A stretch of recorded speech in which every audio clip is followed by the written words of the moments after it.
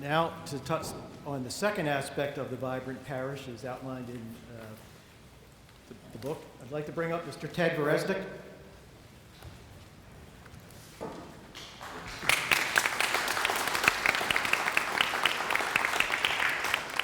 Slava Isusu Christu. I'm from Holy Ghost Parish in West Easton, Pennsylvania. It's a pleasure for me to be here today. I encounter the light of Christ through liturgy and prayer. We all do that.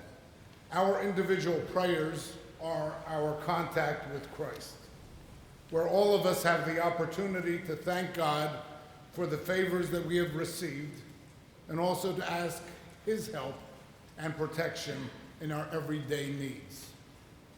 Whether we're in church, at home on our knees saying a prayer, sitting in our car in traffic, in a lazy boy recliner between TV shows, we communicate with God on an individual basis. Personal prayer is rewarding to all of us. And through the blessings that we receive, the light of Christ shines from us to all those around us. We provide a positive sign to those with which we have contact. How many times as you're out and about at the shopping center and you see a lot of friends or other people, other shoppers, we hope that we, as practicing Christians, exude the light of Christ to those around us, that we're courteous, that we're friendly, and that we're positive in everything that we do. We continue that process through participation at liturgy. Liturgy is more than getting up on a Sunday morning or Saturday evening and going to Mass, going to Divine Liturgy for 1 hour, going home, and that's the end of it. It is the beginning of a point that drives us through that entire week and through our entire lives. Those who do shine the light find the opportunity to be regular participants at liturgy. They find the opportunity to be there. Soccer practice, football practice, dance rehearsals do not stand in the way. It's something that we look forward to as Ukrainian Catholics of going to Divine Liturgy.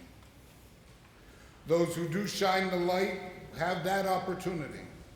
The process not only warms our hearts and souls, but leaves us with a feeling of prayerful fulfillment that shines from us to those around us in church.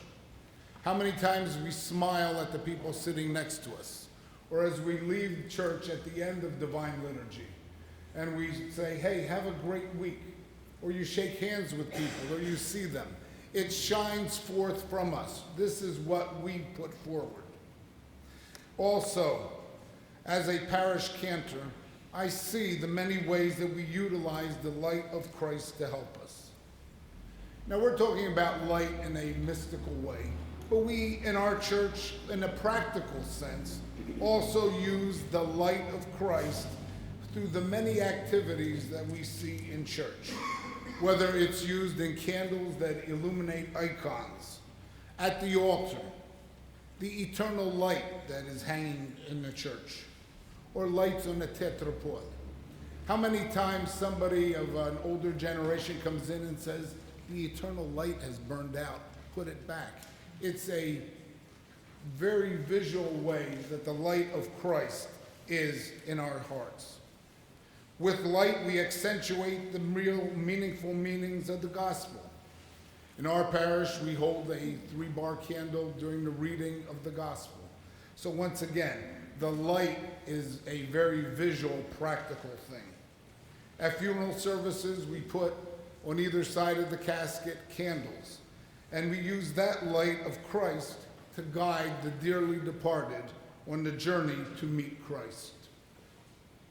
In conclusion, prayers and liturgy assist all of us in loving God even more.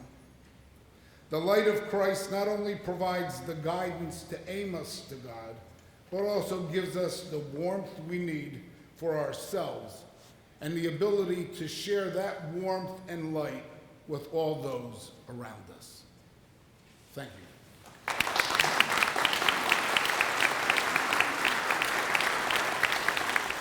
Thank you, Ted.